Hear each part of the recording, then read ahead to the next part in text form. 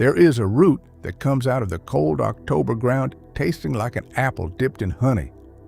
Your grandmother's mother grew a whole row of it right by the kitchen door. But today, you cannot buy it in a single garden center in America. Actually, this plant never died out. It still grows wild without care in soil nothing else wants. It left the seed racks because no one can make money in it. Everything on this list Grandma planted one time, and it fed her family for decades. Number 16 tastes like fried oysters, and it never once saw the ocean. Number 12 is why Congress stepped in on Christmas Eve 1970 and why your seeds may belong to someone else. And number 2 is the root that tastes like apple and honey. It is the one I just mentioned. Let's dive in. Good King Henry. Your great-grandmother had a patch of a plant called Good King Henry growing in the shady corner of the yard, the corner where nothing else would agree to grow. And that one patch handed her greens from March straight through October every single year without her replanting a thing. Folks in the old country called it poor man's asparagus, and the name was a compliment. In spring, you cut the young shoots and cooked them like asparagus. All summer long, you picked the leaves and cooked them like spinach, 2 vegetables, 1 planting. The same crown came back every spring on its own, quietly, like it had a job to do. Then around 1955, the catalog companies pruned it off their pages, not because it failed, because it was perennial. A plant you buy once as a customer, you lose forever. So the racks filled up with annuals instead. Now the store charges you $4 for a plastic bag of pre-washed spinach that wilts in 3 days. $4.29. That one, they only quit selling. The next one, a man made a fortune making sure you never plant it twice. The corn that came back every year. Reed's, Yellow Dent, and Bloody Butcher. Corn with names like old neighbors, because that is what they were. Open pollinated corn fed the American South and Midwest for 150 years. It ground into meal for cornbread, fattened the hog, fed the hen yard, and dropped next year's seed right off the same ear. Then, in 1926, a man named Henry Wallace started a company called Pioneer to sell hybrid corn seed. Hybrid corn will not come true from its own kernel. By 1960, almost nobody in this country grew a corn that could raise its own children, and Wallace himself went on to become Vice President of the United States. The man who ended seed saving stood second in line to the White House. The Federal Germ Plasm Bank still keeps Reed's. Southern Exposure still sells it. 1 planting, seed for a lifetime. That is bread for the winter. The next one feeds the dirt it grows in. Cow peas. Whippoorwill peas, Crowder peas, black-eyed peas. The cow pea fed the American South through summers so hot nothing else would set fruit. And here's the part the fertilizer aisle hopes you never learn. It left the ground richer than it found it. A cow pea pulls nitrogen straight out of the air and fixes it into the soil through its roots. Dig one up and you can see it. Little pale beads along the root like a string of pearls. That is fertilizer, being made for free. The extension services measure it at 100 pounds of nitrogen per acre and more. Your great-grandfather rotated a bean row into a corn row and cut his fertilizer bill to 0. Now, the store charges you $30 for a 50-pound bag of ammonium nitrate that does what the pea did for nothing. That legume feeds the dirt. The next one turned a 1/4 acre into a whole winter of bread. And it is the first thing on this list somebody eventually got sued over. Turkey, red wheat. Turkey red wheat crossed the ocean in 1874, carried by Mennonite families bound for Kansas. The story goes that before the voyage, the children were given the job of picking the seed, the finest, fattest kernels, chosen one by one into jars, because a family's whole future had to fit in what they could carry. That seed built the American breadbasket, and within a generation, it covered most of the wheat fields in Kansas. They still call it the wheat that built Kansas. And here is what it looked like in your grandmother's kitchen. Saturday morning, the same day every week. She ground the grain, dusted the table with flour, and worked the dough with the heels of both hands while the wood stove ticked and warmed its bones. By noon, The whole house smelled like baking bread, that deep, toasted, buttery smell that got into the curtains and never really left. A quarter acre of turkey red, and a family ate bread all winter. Did your grandmother bake on the same day every week? Tell me which day it was, down in the comments, and tell me what the house smelled like. That is the smell of Saturday morning. The next one plants itself, and then it walks. Walking onions.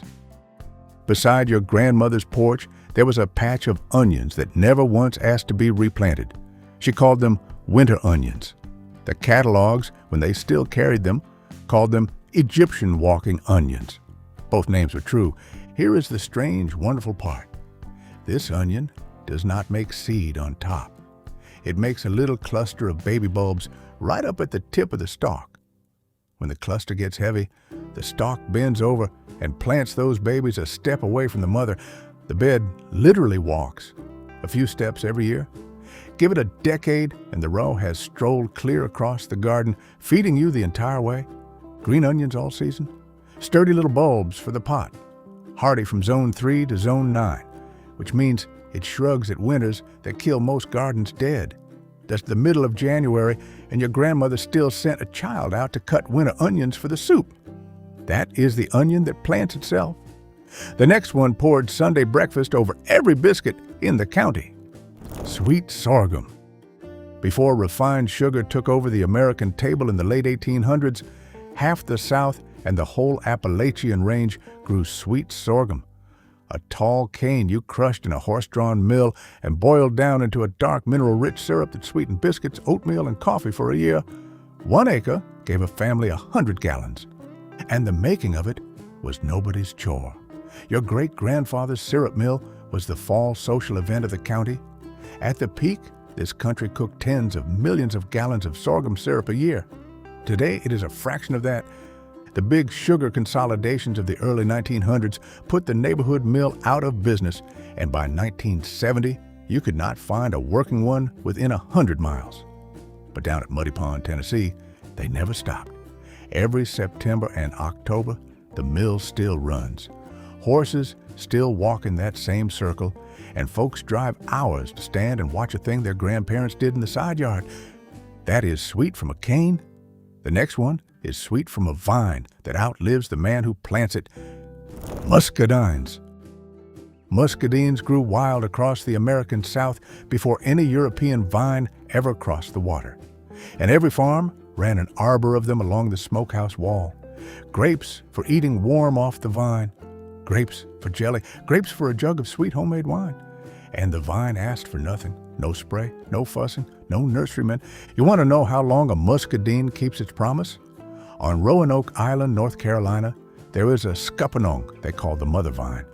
It is over 400 years old, 4 centuries. It was growing before this country had a name, and it is still setting fruit today. When the old-timers said a vine would outlive you, they were underselling it.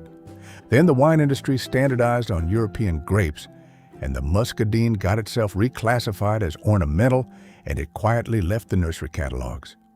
The store now charges $5 for a little pint of grapes flown in from Chile, 1 cutting, 1 arbor, 40 pounds of fruit a year, for generations you will never meet. That is fruit for 4 generations. The next one made the first pie of every spring. Rhubarb. By the back fence, your grandmother kept a bushel-sized clump of rhubarb, and she never once called it rhubarb. She called it the pie plant. So did the pioneers, who thought enough of it to tuck the roots into their wagons heading west. Because after a winter of jars and root-cellar potatoes, that stand of red stalks was the first fresh, tart, bright thing the season offered. Fruit pie, before there was any fruit. You know the ritual: a stalk pulled clean, a teacup of sugar, and a line of grandchildren dipping and wincing and going straight back for more. And come June, the strawberry rhubarb pie cooling on the windowsill. A rhubarb crown lives 20 years and more. Every 5 years, she split it with a spade and handed the halves over the fence. And that is how the whole street ended up with pie. Nobody bought it. If your store carries it at all these days, it sells as a specialty item, priced like it never grew for free in half the yards in America. One honest note: and it is not optional. The leaves hold oxalic acid. You eat the stalks, never the leaves. That is the first pie of spring. The next one is the strangest taste on this whole list, and it is the number I promised you at the start. Salsify, the oyster plant. The promise from the top of the show. Salsify, a long, pale taproot your great-grandmother grew in ordinary garden dirt. And when she fried it in butter, it tasted like a mild, sweet oyster. Not close to, like. The ocean was 500 miles away, and there were still oysters on the table on Friday night. That was not a novelty. In Victorian America, mock oyster stew and salsify fritters were standard Friday supper, right there in the early American cookbooks. A family pulled the roots all winter out of a bin of damp sand in the cellar. Then, around 1954, the federal government dropped it from its commercial vegetable listings. The grocery chains would not stock a root that looked like a stick. It never came back to the seed racks. Baker Creek still sells the seed. The store now charges $9 for a pint of oysters from a coast you do not live near. Grow the root instead. Now the honest note, and this one is serious. Wild parsnip grows in ditches and looks like salsify's cousin, and its sap can burn your skin. Grow salsify in a marked bed you planted yourself. Know the difference before you ever pull a wild root. That was promise number one, kept. The next one grows where nothing else will even try. Sunchokes. The sunchoke fed farmers on this continent for centuries before your family ever arrived, and then it fed the Depression. A knobby little tuber that comes back every single year off whatever you leave in the ground, in soil, so poor nothing else will take the job. Then, in 1971, the Secretary of Agriculture, Earl Butz, told American farmers to plant fence row to fence row in corn and soybeans. And a perennial tuber that took care of itself became, officially, a weed. In the early 1980s, promoters even sold Midwest farmers a sunchoke ethanol dream that collapsed under them. The plant survived that too. It survives everything. The store now charges $7 a pound in the specialty aisle for what your grandmother called poor ground potatoes. Roast them, fry them, feed the extras to whatever you keep out back. One honest tip her generation knew without a chemistry book. Dig after the first hard frost. The cold turns the starch sweet and makes the tubers gentler on a stomach that is new to them. Grandma never heard the word inulin. She just knew to wait and start small. That is the potato for poor ground. The next one is the hottest thing your grandmother ever kept in a jar. Horseradish. In the coldest corner of the yard, your grandfather guarded a horseradish patch like it was a family secret, because it was. Plant horseradish once, and you own it forever. Any thumb-sized piece of root left in the ground comes back as a whole new plant. It is hardy to Zone 3, which means the folks riding in from the far north, wondering what on this list will survive their winters, this one will not even notice them. Every November, he dug a few roots, and your grandmother grated them fresh at the open kitchen window, crying freely and pretending she was not. 10 minutes of tears made a little jar of pure white fire cut with vinegar that carried every Sunday roast clear through spring. Here's why hers was better, and it is not sentiment. The heat in horseradish fades fast once the root is grated. It is at its fiercest fresh, and it dims week by week in the jar. That $5 jar at the store was already going quiet before it reached the shelf. Hers never had the chance. That is the jar that clears your nose. The next one is the patch your grandfather guarded for 30 years. The asparagus patch. Behind the garden rows, there was a bed nobody was allowed to dig in. The asparagus patch, set once from crowns, and then handed down like a piece of furniture. A well-kept asparagus bed produces for 15 to 20 years, and plenty have crossed 30. But here is the price of it, and it is the most honest thing on this list. The first 2 years, you do not cut a single spear, not one. You let the ferns grow and feed the roots, and you wait. Her generation understood an investment you could not touch yet. And that is exactly why it vanished from the seed racks. You cannot impatient sell a plant that pays you back in year 3 and then keeps paying for 30. Come April, the reward. Fat green spears pushing up through cold ground, the first brave thing in the garden. The store wants $4 a bunch every week, all spring. The patch wants nothing but the 2 years you already gave it decades ago. That is the patch that outlasts a mortgage. Now stop, because the next number is the one Congress got involved in, and I told you about it at the start. On Christmas Eve of 1970, while the whole country was wrapping presents, Washington was wrapping up the seed.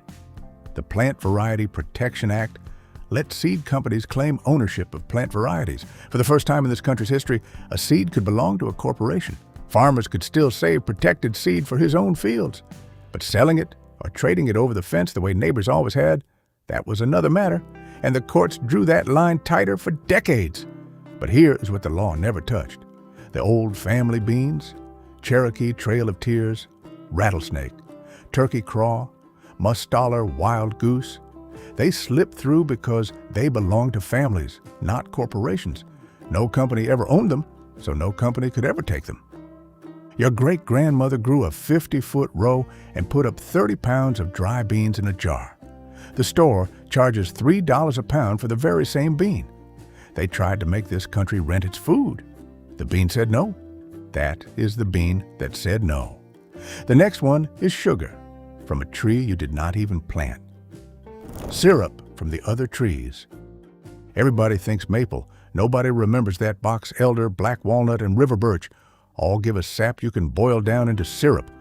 Every one of them grows wild across the Appalachian Range and the Midwest on land you do not even own. Vermont families tap birch as often as maple. Then the commercial syrup industry standardized on the sugar maple, and the other 3 quietly fell off the map. Cornell went back and looked, and their researchers are now studying walnut and birch syrup as a whole new harvest. The old-timers were not being quaint, they were being right. A single mature black walnut, tapped in February, gives about 2 gallons of sap a day for 2 weeks. Walnut boils down at roughly the same rate as maple, around 40-1 and a bit more. Birch is thirstier work, closer to 100-1, so know your tree before you light the fire. Free sugar off a tree you never planted, while the store charges $18 a quart for maple. That is sweet from a tree. The next one is the biggest fruit this continent ever grew on its own. Pawpaw. The pawpaw is the largest native fruit in North America. A little tree growing wild from Kansas to the Atlantic, and its fruit tastes like a mango and a banana, had a cousin who grew up in Ohio. The story goes that George Washington liked his chilled for dessert, and Jefferson planted them at Monticello. Your great-grandfather did not need either endorsement. He ate them by the bag full every September. There is even an old song about it. Picking up pawpaws, put them in your pocket. So why have you never seen one at the store? No conspiracy this time, just a fruit too honest for the truck. A ripe pawpaw bruises inside a day. It cannot ride to a warehouse. So the grocery aisle passed, and a whole generation forgot the tree existed. Kentucky State University did not forget. They run the country's official pawpaw collection, a seed vault for this one fruit, and the only full breeding program there is. The store sells you an imported mango for $3. A pawpaw tree in the yard gives 50 pounds of fruit a year for 40 years. The honest note, eat the flesh only, skip the skin and the seeds. That is the fruit. The next one is the tree the whole street shared. The fig by the porch. In yards across the South, there was a fig tree by the porch, usually a Celeste or a brown turkey. And here is the thing about that tree. Almost nobody ever bought one. Fig trees pass from hand to hand, a cutting the length of a pencil, stuck in a jar on a windowsill until white roots curl out, then into the ground. The whole street's fig trees were usually one grandmother's tree, multiplied. Come August, the branches bent low, and the kitchen filled with the smell of fig preserves and the golden lidded jars lined up in the cellar before school started. The store sells a little tray of 8 figs for the price of a whole young tree. Now the honest note for the northern folks, Figs are happiest outdoors in Zone 7 and warmer. Colder than that, her trick still works. Grow it in a pot and roll it into the garage for winter, and it will forgive you every spring. That is the tree the whole street shared. The next one is not a plant at all. It is the coldest room in the house, and it beat the refrigerator by 100 years. The root cellar. Every farm your great-grandfather visited kept a root cellar dug into the north slope, a stone-walled room holding steady between 32 and 40 degrees year-round, with the damp earth keeping the air soft. No electricity, and it kept potatoes, cabbage, carrots, apples, and squash from October clear until April, without a bill and without a compressor. Then rural electrification finished up in 1947, and by the 60s, the freezer had taken the cellar's job. And look, the freezer is not the villain here. A modern chest freezer only costs a few dollars a month to run, but its compressor has hummed on your electric bill every month for 60 years.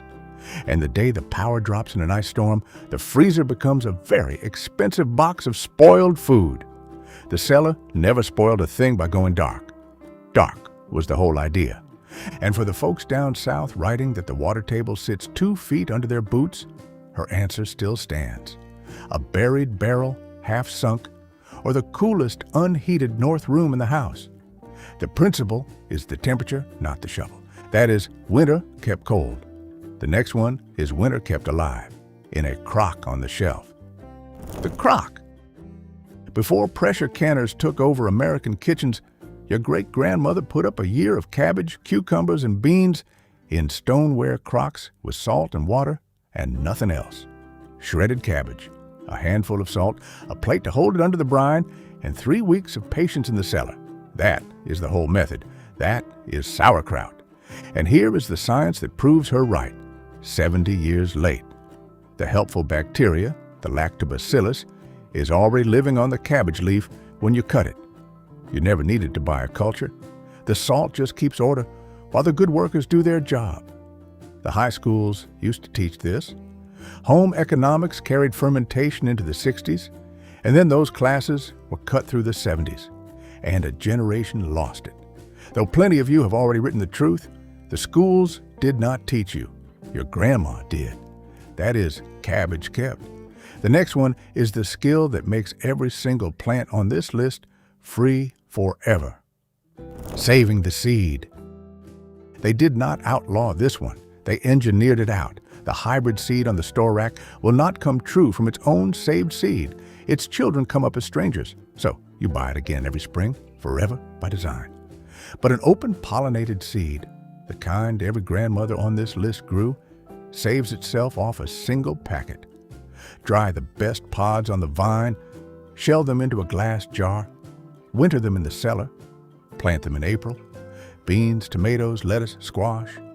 Same method, same jar. And if you want to know what one saved seed is worth, hear this. In 1975, a young woman named Diane Ott Wheely was handed 2 seeds by her dying grandfather, a purple morning glory his parents carried from Bavaria in 1870, and a pink tomato. Just 2 family seeds. She and her husband started an exchange around them. Today, that exchange, Seed Savers in Decorah, Iowa, keeps around 20,000 varieties alive, the largest collection of its kind in America. All of it grew from one grandfather's 2 seeds. 3 left. Number 5 rebuilds the ground under your feet without a single bag from the store. Number 2 is the root off the top of this whole thing, apple and honey, the one you came here for. And number 1 is not a plant at all. Stay with me. Comfrey. A plant your great-grandfather kept in the corner of the yard with roots that drive 10 feet down, pulling minerals up out of the subsoil into big green leaves. He cut those leaves 3 times a season and laid them down around the vegetables as mulch. That was the whole fertilizer program. His kitchen garden never took a bag of anything for 80 years. Now set that against what came next, and this is not a rumor, it is in the Smithsonian's own pages. After World War II, the munitions plants that had spent the war making ammonium nitrate for bombs were turned over to making fertilizer out of the very same compound. Starting in 1947, The leftover chemistry of a war got poured onto American farmland, and by 1960, the farmer was hooked on a $30 bag that did what a comfrey patch did for free. Rodale has documented the patch since the 1940s. One crown, one corner, and you never fertilize the garden by check again. Just keep it where you want it. Comfrey stays where it is planted, but it does not leave. That is your fertilizer growing itself. The next one sat in a bed by the kitchen door for 40 years. The herb bed. Along the kitchen door, your great-grandmother kept a strip of dirt no bigger than a table runner. Thyme, sage, rosemary, oregano, mint, chamomile. And she cooked out of it every night for 40 years, reaching out the screen door with one hand while the pot boiled. A sage bush lives a decade and more. In September, she cut bundles and hung them upside down over the stove, and the whole kitchen smelled like Thanksgiving for a month. And then the crumbled leaves went into jars she labeled in pencil. Here is why her jars were better than the stores. Plain and simple. Dried herbs fade. The little jar at the store has been sitting on trucks and shelves, losing its strength for months before you ever open it. Hers never had time to go quiet. Now, I will say it straight, the way this channel always does. Nobody here is telling you it is medicine. It is flavor. It is kitchen dignity. It is one more bill the store wants you paying that your grandmother simply refused. The grocery aisle charges $3 for a plastic clamshell of 6 basil leaves. Her answer was a packet of seed and a sunny corner. That is the kitchen bed. The next one filled the cellar 6 bushels deep. The potato row. A 100-foot row of Kennebec potatoes gives a family 200 pounds for the winter, out of ground you were not using anyway. And the Kennebec is not some antique. The USDA bred it and released it in 1948, right in your grandmother's prime, and it is still one of the best loved potatoes in America. Her crop never went out of style. We just stopped planting it. She saved seed potatoes from her own harvest, the sound ones, the medium ones, kept in the dark of the cellar. $20 of seed potatoes in spring if you are starting from nothing, and the whole winter starch is answered. The store charges $4 for a 5-pound bag every week, all winter long. Then hilling a potato quietly fell out of the school books along with everything else in the 70s. And a country that once measured wealth in cellar bushels started counting it in receipts. Grow the row. Save the best. Plant again. She called it the crop that never let you down. That is the staple. And now, the crown of this list. The root I told you about before we even started counting, skirret. When you pull it out of the ground in October and eat it raw, it tastes like an apple and a spoonful of honey mixed together. No exaggeration, no sales pitch. That is the flavor. The old names for it across Europe all translate the same way. Sugar root. And this humble root kept royal company. Pliny wrote that the Roman Emperor Tiberius prized it enough to take it as tribute. The cooks of King Richard II put 2 skirret fritter recipes in their kitchen book in 1390. And in 1682, an Englishman named John Worledge called it the sweetest, whitest, and most pleasant of roots. The Pennsylvania Dutch grew rows of it by the kitchen door. It sat in the American catalogs until about 1902. Then it was dropped quietly for the crime that runs through this entire list. It is perennial. You plant it once, and you dig divisions off the same crown for the rest of your life. There was no money in that. But the federal seed system still keeps it, and you can still buy it today. Baker Creek carries it again. Small Island Seed Company has it. Cultivariable grows it, 1 packet. Hardy, pest-resistant, roots the length of your hand, dug in winter while the crown sleeps. Sweetens porridge, sweetens tea, sweetens a child's mouth. Standing next to you at the row. That is the root off the top of the list, and the last number is every root, every row, and every jar above it, standing in 1 yard at the same time. Her backyard. Number 1 is not a plant, it is not a tree, and it is not a skill. Number 1 is everything above it, alive in one small backyard at the same time. feeding one family. The row of skillet by the kitchen door and the walking onion strolling past the porch, the bean jar in the pantry with the name written in her hand, the crock of kraut on the shelf, the rhubarb by the fence, and the fig tree half the street took cuttings from, the asparagus patch nobody was allowed to dig in, the cellar under the porch, breathing its cool, dark air. That is not a hobby. That is not a lifestyle. That is what your grandmother's backyard was. And she was not unusual. In 1943, 20 million American families kept a garden like hers. And together, those backyards grew about 40% of this country's fresh vegetables. She was not doing something remarkable. The whole country lived this way and won a war partly on those rows. Every number on this list is a bill somebody taught your family to start paying. And every one of them is a row your grandmother would recognize in a second. So here's what I need from you. Pick one, not the whole list. One, a packet of Cherokee Trail of Tears beans in a 50-foot row, a rhubarb crown by the fence, 3 walking onions from a neighbor, or, if the title pulled you here, 1 bed of skillet, and taste apple and honey out of your own ground next October.